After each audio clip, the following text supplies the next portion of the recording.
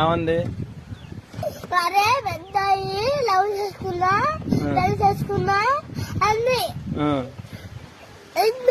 ఎన్ని బద్దమూతి మాట్లాడినా డాడీ చెన్నమూతి మాట్లాడుకున్నా పెద్దమూతి మాట్లాడేది అది కాదు. నేను లవ్ చేయాలా అమ్మాయిని?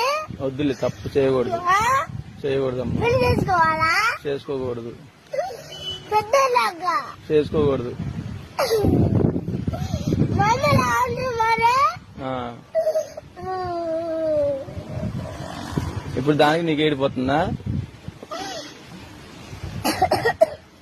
నువ్వు మరి అనకూడదులే. పెద్ద మాట ఏది నాన్న?